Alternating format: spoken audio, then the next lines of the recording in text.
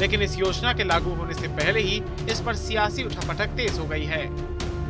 आपको बता दें, इस योजना के मुताबिक प्रदेश के हर परिवार को एक अनूठा कोड प्रदान किया जाएगा, जिसे जेके फैमिली आईडी कहा जाएगा।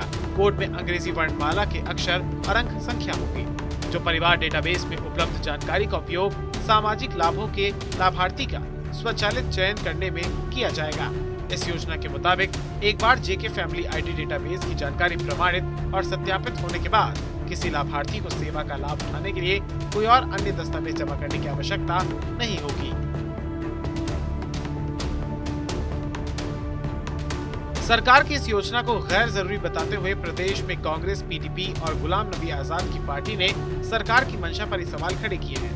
कांग्रेस के प्रदेश के प्रवक्ता रविंद्र शर्मा ने बताया कि सरकार ने ये फॉर्मूला हरियाणा से चुराया है। उनके मुताबिक प्रदेश में आधार कार्ड पहले ही बनाए जा चुके हैं और ऐसे में इस नए कार्य की उपयोगिता उनकी समझ से बाहर है।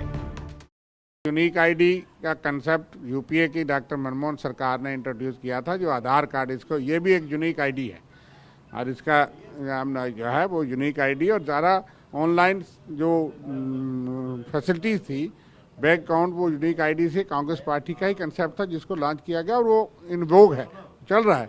लेकिन उसके लिए भी मैंडेटरी नहीं कि किसी के पास आधार नहीं तो आपको उसकी सुविधा बंद कर देंगे। वो उच्चतम न्यायालय तक नहीं कहा, क्योंकि यह देश में गरीबी है, बीमारी है, लाचारी है और हर आदमी जो है वो इसको जानता नहीं। तो आधार जो है वो मैंडेटरी नहीं कि हर आप किसी चीज़ को डिनाई कर सकें, हालांकि सरकार ने मैंडेटरी किया हुआ है। यहाँ तो विडो पेंशन, अपाइज पेंशन और ओल्ड एज पेंशन के लिए इन्होंने मैंडेटरी कर दिया कि आपके पास इनकम टैक्स पैन कार्ड भी होना चाहिए, आपके पास यूनिक आईडी भी होनी चाहिए, आपके पास डोमिसाइल भी होना चाहिए।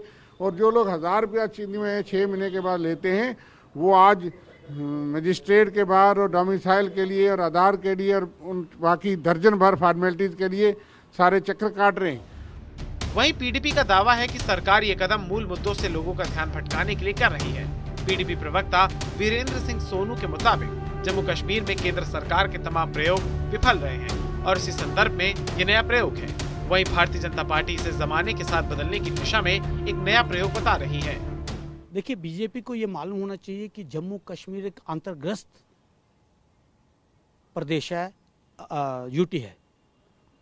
बार बार प्रदेश आता है क्योंकि हम स्टेटहुड की डिमांड कर रहे हैं और एक रियासत थी, उसको पहले ही इन्होंने उसका कद कम करते हुए उसको यूटी में बदल दिया और सरकार अब नए प्रयोग करने की कोशिश कर रही है।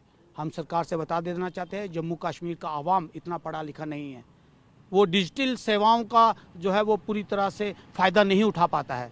बहुत सारा ऐसा तबका है जम्मू कश्मीर के अंदर जो गुज्जर, बकरवाल, अनुसूचित जाति और पिछड़ी जाति से लोग हैं जो कम पढ़े लिखे हैं, जो अंगूठा छाप है और अंगूठे से ही वह अपना सरकारी सुविधाओं का जो है वो फ़ायदा ले पाते हैं। लेकिन दुख ये है कि उनके जो अंगूठे लगाए गए आधार कार्ड पर वो स्कैन नहीं हो रहे हैं और वह उन सभी सेवाओं से वंचित है जो सरकार द्वारा उपलब्ध कराई जा रही है।